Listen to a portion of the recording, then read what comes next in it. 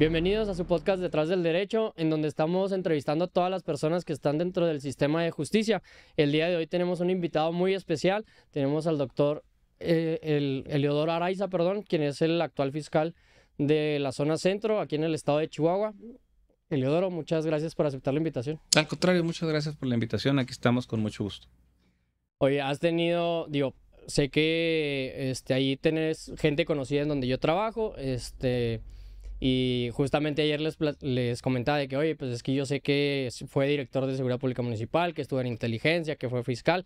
Le digo, pero mándenme así como que a ver qué más es. Y me decían, no, pues que no ha sido Eliodoro, ha sido de prácticamente todo.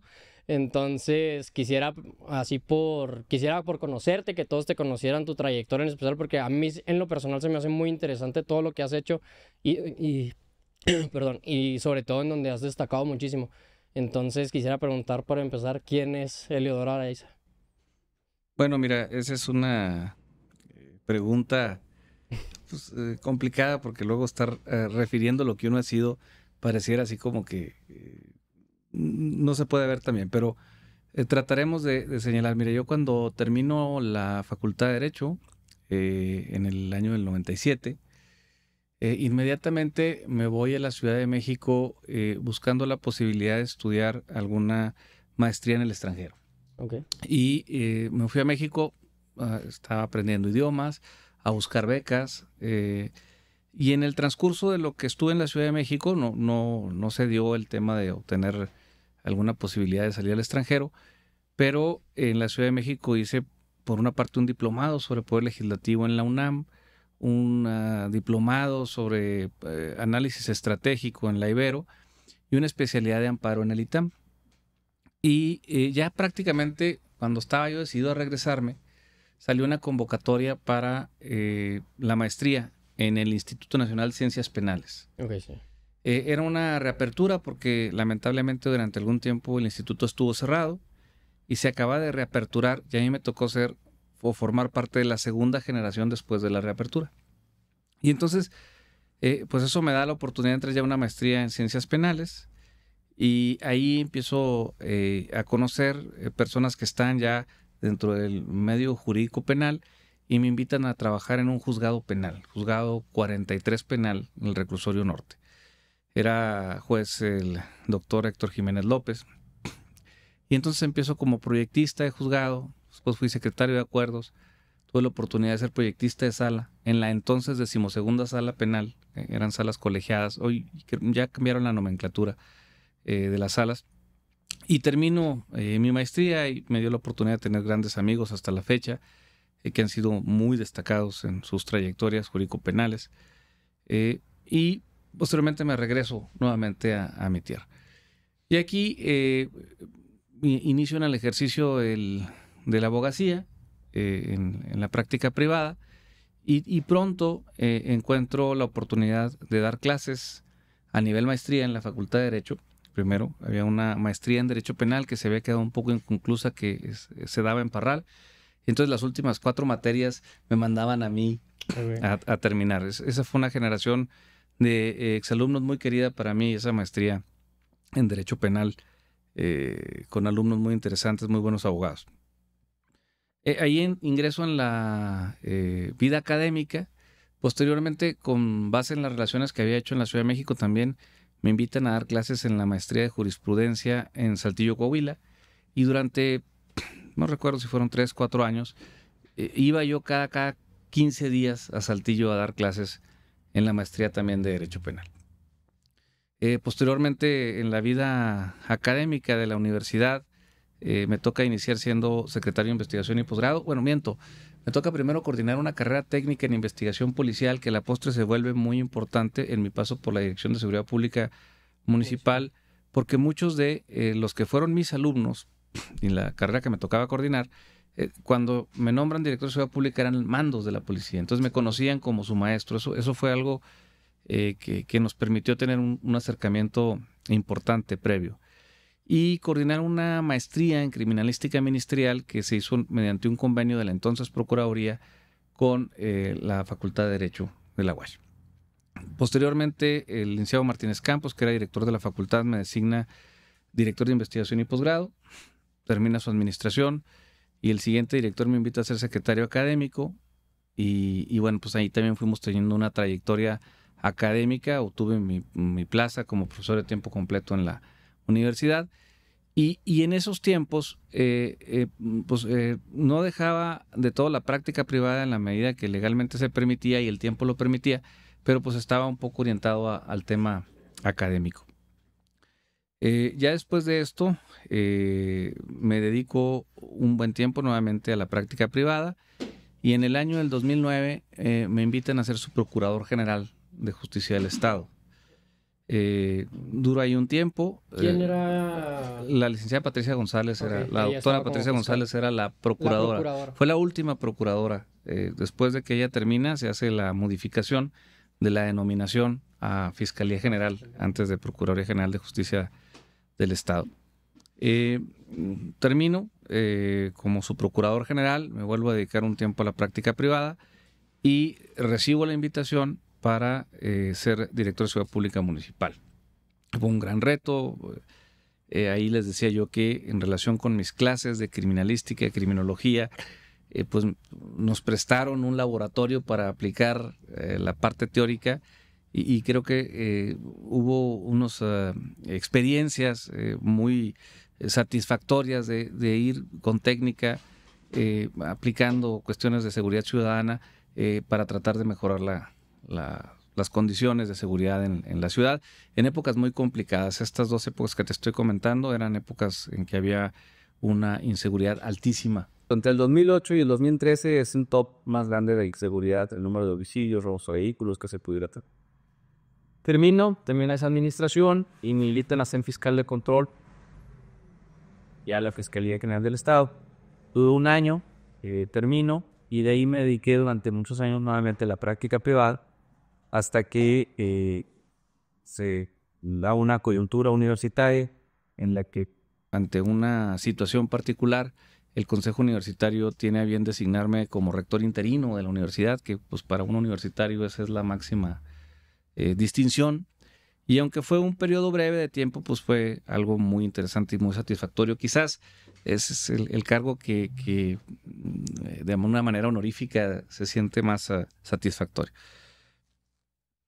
Termino y bueno, en el año del 2023 recibo nuevamente la invitación del fiscal general de incorporarme nuevamente al área de la fiscalía, ahora en el área de inteligencia. Tiene un nombre muy largo, pero vamos a dejarlo así como es el Centro de Análisis e Investigación, el área de inteligencia. La verdad es que yo no tenía en mis planes volver a la función pública. Sin embargo, la invitación tanto del fiscal como de la gobernadora se hace en unos términos en los que la forma en que te invitan, el trato, la dignidad, el planteamiento, era muy difícil rechazar una invitación hecha en tan buenos términos. Y me incorporo nuevamente a la función pública en esa área y unos meses después me piden que me incorpore como fiscal zona centro. Y pues aquí estamos. Ok. Quisiera, digo, así como te lo dije antes de la entrevista, yo tenía muy buenas referencias de ti como director de Seguridad Pública Municipal. Pero primero, digo, además de que fuiste mi maestro en una de las clases de criminología, precisamente en la maestría de Derecho Penal, ahí en la universidad. Y creo incluso cuando me estabas dando esa clase, fue ese momento, ese inter en el que te nombran como rector interino. Como su procurador, digo, otra vez, digo, fue con la procuradora Patricia González, que otra vez yo tengo, o al menos por mi mamá, que estuvo en fiscalía, por otros agentes del Ministerio Público, tienen como muy buenas referencias a que era, pues ella sabía lo que su trabajo, ella, se dedicaba mucho o ponía especial atención en cuanto a seguridad. ¿Cómo fue esa interacción, digo, uno con la procuradora y además tu trabajo en sí? ¿Qué retos implicaba en ese entonces? Porque otra vez era una época donde, digo, por el sexenio en el combate al narcotráfico, etcétera, digo, se vivió mucha inseguridad aquí en el estado de Chihuahua. ¿Cómo fue esa parte de tu vida como su procurador? Fue un periodo de retos, fue un periodo complicado. Realmente la incidencia delictiva que teníamos en ese momento era algo que asustaba incluso a expertos en áreas de seguridad de manera internacional. Yo tengo presente por esas épocas que en algunos eventos hubo coincidencia con Gaetano Pasi, que era el fiscal antimafia en Palermo, Italia. Y cuando platicábamos con él y le decíamos que habíamos tenido en 5 años alrededor de 13,000 homicidios, él se sorprendía y decía, es que eso no sucedió ni con Toto Rina. Y entonces cuando tú escuchas al fiscal antimafia de Palermo en Italia que te dice que tus cifras están muy por encima de lo que ellos vivieron, que es una referencia de inseguridad en referencia a crimen organizado en el mundo, pues dices tú, algo muy complicado estábamos viviendo. Y por otra parte, recuerdo mucho que Ficosec hizo desde entonces esfuerzos muy importantes por traer asesores de otros países que pues nos orientaran en las mejores prácticas para implementar políticas de seguridad ciudadana que mejoraran las condiciones de seguridad. Y entre esas asesoras estaba la doctora Miranda, quien había sido asesora del presidente Uribe en Colombia, que se recuerda su periodo, su presidencia en Colombia como una de las más eficientes en este tema de reducir los índices de inseguridad y eficiencia en la procuración de justicia. Y entonces ella nos decía, miren, lo que están viviendo ahorita en Chihuahua, nosotros ya lo vivimos en Colombia, pero con 2 diferencias. Dice, una, son las armas que utilizan los delincuentes en México, que son de una potencialidad lesiva mucho mayor y en cantidad y en lesividad que las que hubo en Colombia. Y 2, la hazaña con la que están actuando los carteles mexicanos. Y entonces cuando tú escuchas de expertos que estuvieron en la práctica, no tan solo en la teoría de Sicilia y de Colombia, y te están diciendo que aquí estamos viviendo un fenómeno más grave que lo que ellos vivieron, pues entonces eso te lleva a reflexionar las condiciones en las que estuvimos viviendo en esa época y que afortunadamente con un esfuerzo de la sociedad y de los gobiernos, y en ese momento debo decir que en mi experiencia las fuerzas políticas en ese momento se pusieron de acuerdo, las diferentes fuerzas políticas, para en materia de seguridad trabajar de la mano. Esa es mi experiencia. Entonces, la sociedad por un lado, participando activamente en instituciones como Ficosec, que es un modelo nacional de éxito, es una institución de éxito, y por otra parte, el no regatearle a otras fuerzas políticas, en casos muy concretos, el hacer un esfuerzo conjunto para mejorar las condiciones de seguridad, pues permitió que se pudiera revertir estas condiciones tan desagradables que había de inseguridad a los que tenemos actualmente, que siguen siendo problemáticas, que siguen siendo indicadores no deseables, pero para tener referencias, más o menos en esa época, pues llegara a darse hasta 120 homicidios en un mes en la ciudad. Ahorita tenemos un promedio de 30. Siguen siendo muchos, es algo no deseable, es algo que hay esfuerzos ciudadanos, de autoridades, de 3 niveles de gobierno por seguirlo reduciendo, pero evidentemente es una cuarta parte de lo que teníamos. Y en otro indicador, por ejemplo, robo de vehículos, en aquella época se llegaban a robar hasta 1,000 vehículos en un mes, 200 de los cuales eran con violencia. Ahorita estamos teniendo alrededor un promedio de 60 robos de vehículos, unos 20, 25 son motocicletas itálicas, otros 20, 25 se los roban, pero los dejan abandonados para quitarles la batería, y 1 o 2 son con violencias, en el caso de la ciudad. Esa es la referencia que estoy haciendo. Entonces, evidentemente son estadísticas y cifras que tenemos que trabajar todos para seguirlas disminuyendo y mejorando la procuración de justicia. Pero si comparamos con esa época, vivimos en condiciones completamente diferentes. Ok. Y luego, posteriormente fuiste director de Seguridad Pública Municipal. Uno, quisiera como ver o sea, cómo llegaste ahí y los retos que tuviste ahí, porque yo, o por lo menos lo que se dice ahorita entre los policías, es como, no, es que necesita estar al mando un policía porque es el de campo, porque es el que sabe cómo se mueve y así, ¿no? Entonces, ahí en tu caso, ¿cómo fue? Bueno, entré en un momento de crisis. La coyuntura en la cual se hace la propuesta para que sea yo director de Seguridad Pública era un momento en que la policía estaba bajo ataque, y en un periodo de 15 días me parece que varios compañeros, no recuerdo si 4 o 6, habían perdido la vida. Entonces era un momento de coyuntura de crisis, se hace la invitación y te comentaba ahorita al inicio de la entrevista que una cuestión que me permite a mí tener confianza por parte de los policías es que muchos de los mandos, ¿sí?, los oficiales y quienes manejaban habían sido mis alumnos o habían formado parte de aquella generación de las carreras técnicas en investigación policial. Entonces me conocían, los conocía. Y yo recuerdo que en el primer pase de lista les dije, a ver, yo no les vengo a enseñar a ser policía, yo no soy policía.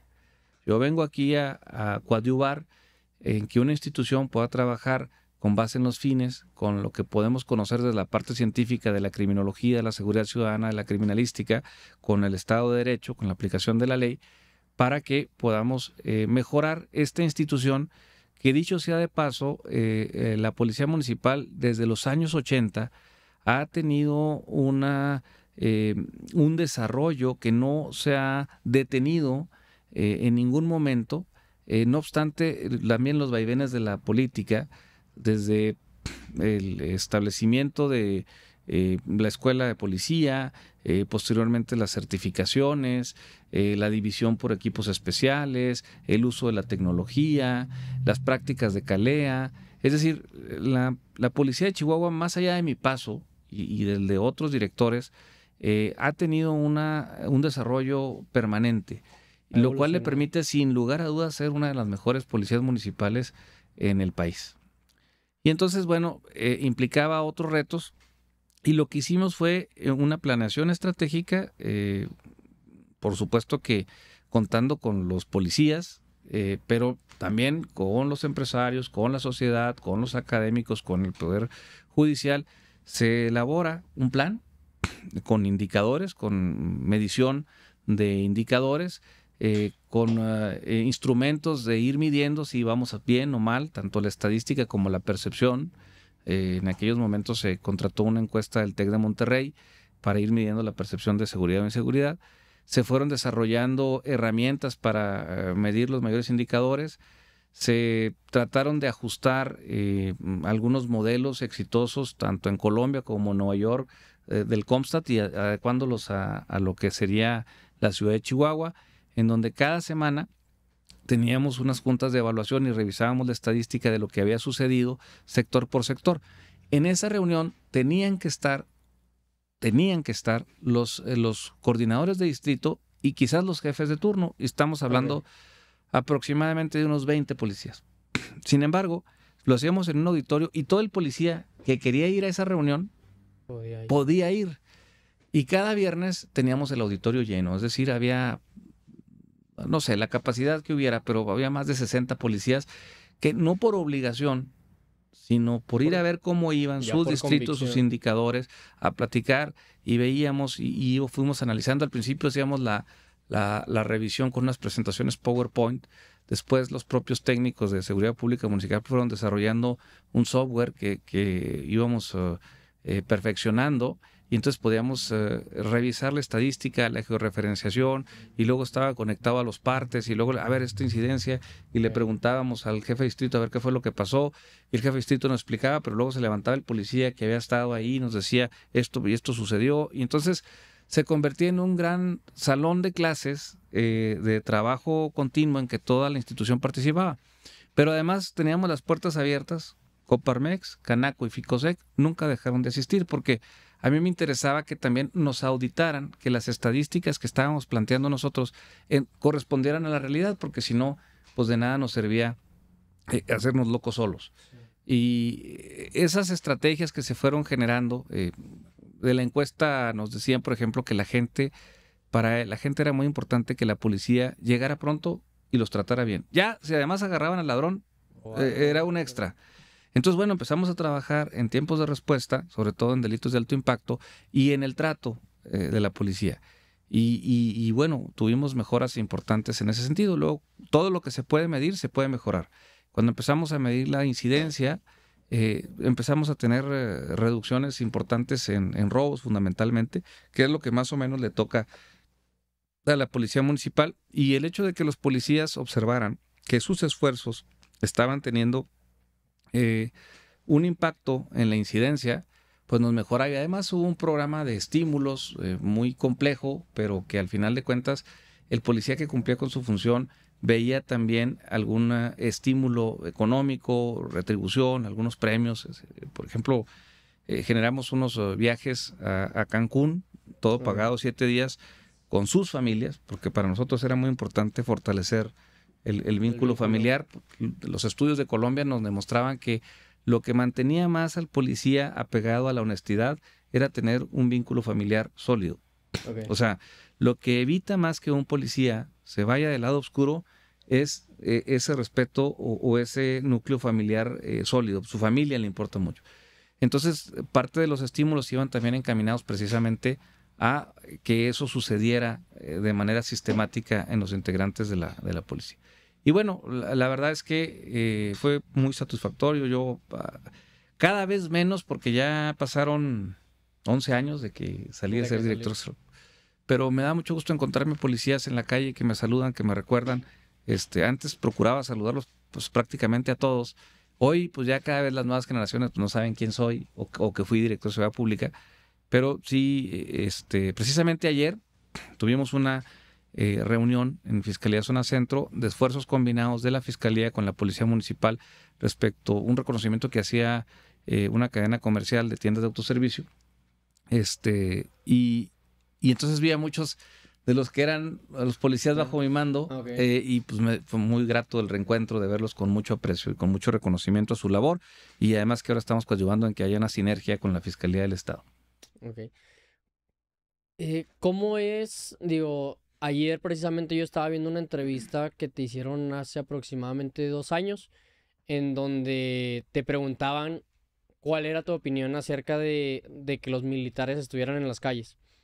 Y a mí me agradó mucho la respuesta que diste, porque sí, o sea, eso de que si está militarizado el país, si no está, pues es un discurso falso. ¿Por qué? Porque al final del día, si nosotros vemos en las noticias, las detenciones más importantes, los operativos más importantes se desencadenan de inteligencia ya sea de Sedena, que ahora es la defensa, de los que son de la Marina, etcétera. Y todos esos operativos son en conjunto con otras corporaciones, como es la Agencia Estatal de Investigación, como son incluso Policía Estatal aquí en el Estado, la Policía Municipal con respectivo, no sé, por ejemplo, el Grupo EPE, que son los equipos de equipo de proyectos especiales, etcétera, ¿no? ¿Cuál es ahora que digo, tú más que nada o más que nadie está inmerso así como estuviste en Policía Municipal, estuviste de subprocurador, ahora estás de fiscal? ¿Cuál es la importancia de que exista ahora sí que una coordinación entre los 3 poderes? Total. Los fenómenos criminológicos que ha enfrentado el país habían rebasado las conceptualizaciones académicas o teóricas que podíamos tener. Y entonces la intervención de las Fuerzas Armadas dentro de un marco de legalidad ha sido indispensable para que se hayan podido contener. Y en mi experiencia personal, en todos los cargos en los que yo estuve, siempre ha existido coordinación y colaboración. Pero además del entonces, estoy hablando de la primera vez que estuve yo formando parte de una institución de seguridad, que fue del 2009, a la fecha, 2025, hay una evolución positiva. Okay. Y desde entonces había coordinación y había disposición, había una entrega. El Ejército Mexicano es una de las instituciones que tenemos más comprometidas con este país, más consolidadas, que la propia sociedad le reconoce. Es la institución de seguridad mejor evaluada siempre. Okay. Y bueno, ya desde entonces era bueno, pero ahora advierto oficiales más preparados, más comprometidos, con posgrados. Se han tenido, han pasado ya del 2009 a la fecha, pues estamos hablando de 16 años, sí. Y de que ellos propiamente de manera más activa entran, que sería el 2006, okay, cuando ingresan, pues han pasado ya prácticamente 19 años. Bueno, esos 19 años, los oficiales del Ejército entendieron que tenían, por una condición de realidad, esta nueva asignación que era participar en la seguridad ciudadana, y se han preparado para ello. Nosotros encontramos colaboración, coordinación, entendimiento de los temas legales, conocimiento y precaución, qué sí pueden hacer, qué no pueden hacer, cómo lo pueden hacer. En fin, yo creo que la participación de ellos es algo que no pudiéramos haber prescindido de ninguna manera de ellos. Ok. ¿Cómo, digo, he visto que a veces por cuestiones de que el fiscal general de aquí del estado no se encuentra presente, está en otra, incluso anda en otras diligencias, en Juárez, en otros municipios, etcétera, tú vas, o incluso por ser tu sector, etcétera, vas a las mesas de seguridad, que otra vez ahí podemos ver en las fotografías que está representantes del ejército, de la policía estatal, no sé si en ocasiones ha ido la policía municipal, pero o de las fotografías que yo he visto, digo, donde tú estás presente, están siempre los tres niveles, ¿no? ¿Qué es lo que, porque mucha gente se pregunta, pues sí, ese es el fiscal y pues qué hace o qué se ven en esas mesas de seguridad, o sea, qué es lo que hacen, ¿no? Porque al final del día la percepción de la gente es que, digo, otra vez, no estamos no estamos como hace años en el que se percibía una inseguridad en la que hasta te daba miedo salir de tu casa, pero sigue habiendo incidencia delictiva, empiezan a haber de repente, hay altibajos en cuestión de seguridad. ¿Qué es lo que tú como fiscal, qué es lo que haces, qué es lo que llegas a desempeñar ahí? Bueno, primero, el fiscal prácticamente va a todas. Es alguien que está muy comprometido, el fiscal general, con el tema de la seguridad. Y esas reuniones tienen una función de forma y fondo. De forma, porque todos los lunes se reúnen, sí, se revisa la estadística y se platican los temas. De fondo, porque además de lo que se ve ahí, se delegan hacia otras reuniones de coordinación, ya más en corto, más de problemas específicos, que después ellos mismos supervisan.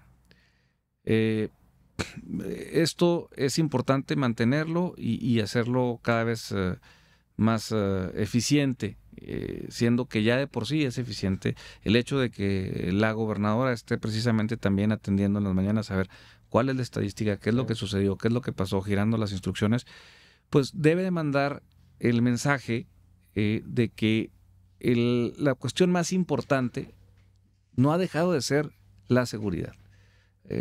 Los teóricos de la economía y del Estado, que son más proclives a reducir las funciones del Estado, la única que no pueden reducir es la seguridad. La función básica del Estado es proporcionar seguridad ciudadana. Me gusta más el término seguridad ciudadana, porque también hay una evolución. Antes se hablaba de seguridad pública, después ahora se habla de seguridad ciudadana, sí. Y pudiéramos más adelante empezar a hablar de seguridad democrática, que tiene otra conceptualización. Y partiendo de eso, el fiscal general tiene varias políticas que son mandatos de su estilo. Una, por ejemplo, es el hecho de que nos dice, a ver, lo primero que tenemos que hacer en la fiscalía, y eso es algo que yo les recalco mucho a los coordinadores, a los ministerios públicos, es tratar bien a las personas. Porque aquellos que llegan a la fiscalía a presentar una denuncia o una querella son aquellos a los que el Estado mexicano, pues en algo les falló en lo más elemental, que es la seguridad. Y lo menos que podemos hacer es dar el mejor trato posible. No es en automático, no es sencillo, no es tan simple, porque durante muchos años, pues los sueldos, la incomprensión, las oportunidades laborales, pues no han generado precisamente las condiciones para que los funcionarios públicos estén siempre en la mejor actitud. Y esto es algo que tenemos que modificar y que evolucionar, reconociéndoles a los policías y a los ministerios públicos que realmente hacen muchísimos sacrificios para que nosotros podamos andar en la calle sin que suframos alguna incidencia delictiva. Pero aún así, con este mandato del fiscal, pues tenemos que ir trabajando para que se mejoren procesos, para que los tiempos de atención sean más cortos, para que sea más ágil el trámite, el trance, que las personas... entonces, en ese sentido, el fiscal general da ese primer... que no es sencillo simplemente decir, necesito que traten bien a las personas, sí, porque es revisar todo el proceso de atención, concientizar a los ministerios públicos, de que es tan importante tratar bien a las personas como integrar adecuadamente su carpeta. De nada sirve que le integren muy bien si la persona tiene una mala sensación respecto a la actitud del trato. Y por otra parte, el fiscal ha hecho mucho hincapié en el tema de ser una institución de puertas abiertas. Y él recibe a las personas que van y acuden a pedir la audiencia. En el caso de Zona Centro, lo que hemos establecido es que toda persona que pide hablar va por etapas. Lo ideal es que el Ministerio Público primero lo atienda, si no, bueno, sea su coordinador. Y la verdad es que en Zona Centro he procurado que mi equipo más cercano esté atento para resolver inmediatamente y no tengan que esperar a que se desocupe mi agenda o que yo resuelva para que los atiendan. Porque al final de cuentas, lo que sucede cuando una persona le expone al fiscal de zona o al fiscal general alguna situación, pues termina uno encargándoselo a algún asesor o a alguno de sus subordinados para que supervise y revise el asunto. Entonces aquí invertimos, la instrucción es que se atienda a todo el mundo, que rápidamente se pueda ver la solución y mejorar las condiciones para que el proceso sea más rápido. Es algo en lo que hemos estado trabajando. Los números no son sencillos. Cuando llegué a ser fiscal de zona había un total de 170,000 carpetas de investigación. Teníamos alrededor de 230 ministerios públicos integrando carpetas. Hay otros ministerios públicos, pero que no están en la función de integración carpetas. Y más o menos oscilan entre los 35, los 38,000 carpetas en investigación. Y entonces estamos haciendo un esfuerzo muy grande para depurar las carpetas, las que no se están moviendo, las que ya prescribieron, las que no tienen línea de investigación, y tratar de contener y atender lo más rápidamente posible las carpetas que se siguen iniciando, porque más o menos aproximadamente se inician 1,900 carpetas por mes. Entonces, esas cargas de trabajo con ese número de ministerios públicos implican que modifiquemos la forma en la que se investiga. Es muy complicado pretender seguir investigando con la incidencia que se tenía en los años 90, en las que a lo mejor un ministerio público podía manejar adecuadamente 30, 40 carpetas, 50 carpetas, pero ahorita hay algunas unidades en las que pueden tener asignadas hasta 400 carpetas. Entonces, eso es humanamente imposible. Pero esa es la demanda que tenemos y la oferta que nosotros tenemos que brindar es con el apoyo de la tecnología, con el apoyo de nuevos procesos, de agrupar modus operandi, de hacer una estrategia diferenciada. No se investigan, igual no se integran igual las carpetas de homicidio que las de robos o las de fraudes. La modificación de los fenómenos criminales. En la época de mayor violencia, el principal problema era el robo de vehículo, el robo en general, obviamente los homicidios. Pero hoy en día nuestra mayor incidencia está en los delitos patrimoniales de carácter fraudulento, sobre todo con base en el uso de las tecnologías, las plataformas, el Facebook y otros esquemas como el Ponzi. El caso más paradigmático es Aras, pero no solo es Aras, sino que se han multiplicado esquemas similares que desde el punto de vista criminológico es un esquema Ponzi. Y entonces hoy la carga principal de trabajo la tenemos precisamente en patrimoniales y tenemos que ir adaptando esa integración de las investigaciones atendiendo las particularidades de esos delitos. Entonces, bueno, de esa manera tratamos de cumplir con la encomienda del fiscal general de atender mejor, de atender de manera más eficiente. El apoyo que hemos recibido de la gobernadora del estado, que dicen que ellos son amores y no buenas razones. El año pasado se hizo un esfuerzo importante en gestión del fiscal y la sensibilidad de la gobernadora por incrementar de manera importante las compensaciones de los ministerios públicos. Evidentemente quisiéramos que fuera más, pero ese fue un esfuerzo muy, muy importante. Además, cuando hemos hecho planteamientos de las necesidades, hemos encontrado en la gobernadora alguien muy sensible que está muy atento a que se le expliquen cuáles son las condiciones y cuáles son las necesidades y cómo se puede, por una parte de la vía desde el presupuesto, pero por otra parte de la voluntad política de que las instituciones encuentren ese apoyo para poder ser más eficientes en este tema que es importantísimo para todos nosotros. Por último, digo, no es un secreto que el tener estos puestos, no es cualquier empleo, no es cualquier posición, ¿no? Tenemos o por lo menos en los cargos que has estado, perdón, hay mucha presión, hay mucha, pues yo diría que mucho estrés. ¿Por qué? Porque otra vez no estás tratando con cualquier persona, ¿no? El ejemplo más, o a donde quiero llegar es, el ejemplo más claro que tenemos, pues es por ejemplo el atentado que hubo con Omar García Harfuch, que por así decirlo, pues llegas a incomodar, ¿no? Porque haces tu trabajo, haces que todas esas personas que se dedican al narcotráfico, delincuencia organizada, a extorsiones, secuestros, etcétera, llegas a tener detenciones importantes, desmantelas los grupos, haces que pierdan pues ahora sí que su fuente de ingreso, que es el narcomenudeo, el tráfico de drogas, etcétera, ¿no? No sé si en tu caso particular te haya tocado, pero tengo entendido o estoy enterado de otros fiscales que también han estado en esas posiciones o incluso de compañeros ministeriales que dicen, no, es que ahorita estamos en la alerta porque ya nos llegaron a amenazar.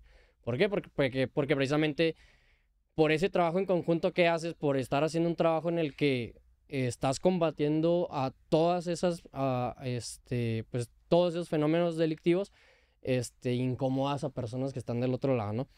En tu caso, ¿cómo lidias con esta situación de que, oye, pues es que al final de cuentas tú diriges, o sea, tú eres quien comanda a toda una fiscalía, a agentes de investigación en cuanto a hacer operativos, inteligencia, cómo lo manejamos en lo jurídico? ¿Qué cualidad consideras tú que tendría que tener una persona para ocupar un puesto así? Es una pregunta sumamente complicada. Evidentemente que esos retos van implícitos en el cargo, pero bueno, pues uno trata de obrar siempre con verdad, con justicia, con la mayor buena fe dentro del ámbito de nuestras competencias y bueno, teniendo mucho cuidado en obrar siempre con apego a la ley. Eso es algo que creo que pues de alguna manera se toma en cuenta para reducir los riesgos. Cuando uno obra siempre apegado a la ley, los riesgos se disminuyen. ¿Sí? Okay. Y digo, ahorita te decía o te preguntaba que si no te habías postulado para ser magistrado y ahora con lo de las reformas, ¿no? En el Poder Judicial, y me dices, no, es que a mí me gusta mi despacho. ¿Cuál consideras, o siendo fiscal, o siendo su procurador, o incluso como abogado postulante, estando litigando, recuerdas así un caso en específico que te haya marcado? Digo, porque yo siempre he dicho, todos los abogados podemos hacer o nos consideran como muy fríos, o muy, dicen, no, es que los abogados no tienen corazón. Pero siempre, o yo considero que siempre hay un caso en específico que te llega a impactar, ¿no? Por más que digas, no, pues es que es mi trabajo, pero al final de cuentas, cuando lo terminas, por ejemplo, un juicio oral o lo que sea, dices, ay, güey, como que lo recuerdas o lo tienes siempre como fresco. ¿Recuerdas tú alguno? No, son muchos. Ahora sí que mencionar sería omitir. Por mencionarte dos, te diría, evidentemente, el primer juicio oral en el que estuve, Okay. porque pues era en el inicio del proceso, tocó ser defensor de un papá y un hijo que los acusaban de homicidio. Y bueno, ellos en realidad habían actuado en legítima defensa de la hermana y la hija de uno de ellos, que había sido víctima de una agresión por parte de un delincuente, un robo que se metieron a su casa con un niño pequeño. Y otra que recuerdo siendo muy joven, a lo mejor y se fijan más en la memoria, cuando recién estaba en la práctica privada y me tocó defender a dos hermanos que eran originarios de Saltillo, Coahuila, y que los acusaban de manera injusta de fraude por una empresa en la que ellos trabajaban que tenía relacionado con estas cuestiones del mercado de abastos. Y una vez que logramos demostrar, era una contadora y su hermano, una vez que logramos demostrar que ellos eran inocentes, recuerdo mucho que fueron los primeros, yo estaba muy joven, acababa casi de regresar, y bueno, pues la sensación de estar esperando afuera del Cerezo que salgan los clientes, y además que en ese momento ellos formaban parte de una familia muy unida. Estoy hablando quizás de hace más de 20 años y hasta la fecha me siguen mandando cartas, me siguen escribiendo, toda la familia, la mamá, las hermanas, tenían una tía que era religiosa y me mandaba bendiciones, pero en ese momento que salieron con la resolución a favor de ellos, en la ciudad no tenían a nadie más que a su abogado defensor o el equipo de abogados que trabajábamos. Y entonces, pues el recibirlos, el llevarlos a la central camionera, es una satisfacción importante. Del otro lado, también en la fiscalía, pues nos ha tocado también algunas satisfacciones importantes cuando se obtiene alguna sentencia relevante. Entonces, son muchos los recuerdos de decir, esto es algo que nos ha marcado el paso por seguridad pública municipal, evidentemente. Lo más satisfactorio, sí te puedo decir, desde un punto de vista honorífico, fue mi breve paso por la rectoría. Eso es algo que es invaluable. Ya, ahora sí, para terminar, ¿alguna reflexión, algo que quisieras dejar como mensaje para toda la ciudadanía en específico? Para las personas que llegan a criticar mucho, ¿no? Yo he visto que siempre que subo videos sobre, por ejemplo, de policías, de agentes del Ministerio Público, aquí estuvo la licenciada Melissa, y decían, no, es que no trabajan, y le digo, no, es que tú no sabes o sea, dicen, es que si no puedes, ¿para qué te metes ahí? Y le digo, pues es que no sabes tú la satisfacción que tiene uno como ya integrar o ser parte de la fiscalía, ¿no? Pero ¿qué le dirías o qué reflexión dejarías a toda la ciudadanía que tiene ahí como todas esas inquietudes o esa crítica, por ejemplo, a los que forman parte del sistema de justicia? Es muy complicado. ¿Qué te puedo decir? Mira, lo primero que necesita una democracia es demócratas. Y entonces, en temas de justicia relacionados con la democracia, pues un demócrata, por una parte, está dispuesto a denunciar. Y denunciar tiene riesgos. El decirle a la gente que ir a denunciar no va a ser ningún riesgo, pues no es decirles toda la verdad. Pero es más riesgo no denunciar.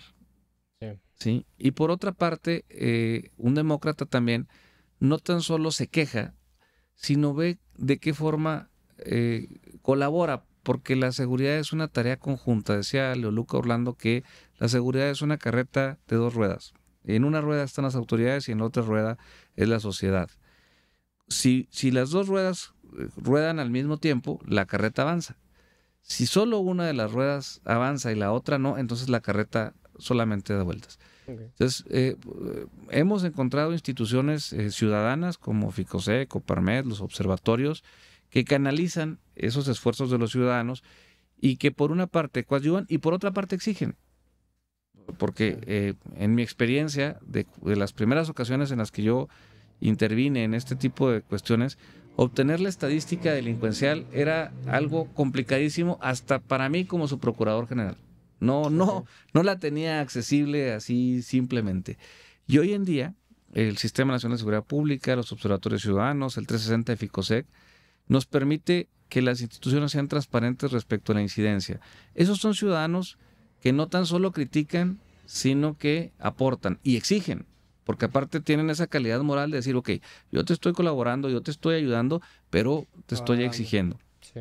Y en particular, ahorita que mencionabas el caso de Melissa, se me viene a la mente que, francamente, el grupo de ministerios públicos con el que me está tocando trabajar, pues lo siento que están haciendo un gran esfuerzo.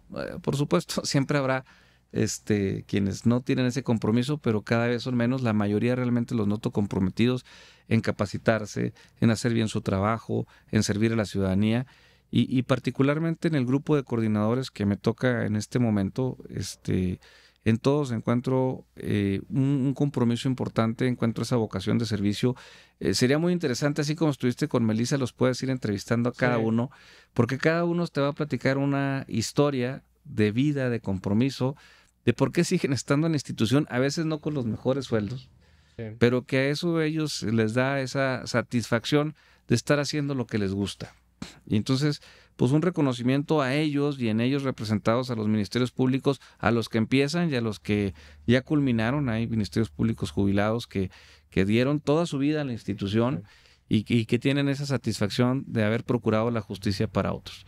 Entonces, bueno, la reflexión final es el tema de la seguridad y la procuración de justicia es un tema de particulares y de autoridades. Los cargos y a mí que me ha tocado estar en los dos lados y que francamente siempre me siento más académico y ciudadano. Yo cuando estoy en los cargos públicos nunca trato de perder la visión de la academia y de la ciudadanía porque sé que mis pasos por las instituciones son breves y son de paso y cada vez serán menos. La verdad es que, insisto, si no hubiera sido esa invitación, esa forma de decirnos que participáramos en este proyecto, de la forma en que lo hacen la gobernadora y el fiscal general, yo francamente ya pensaría que mi etapa dentro de la función pública en general y en particular de la Procuración y Administración de Justicia ya estaría. No es en esta etapa de mi vida familiar, personal, propiamente lo que estaría. Pero,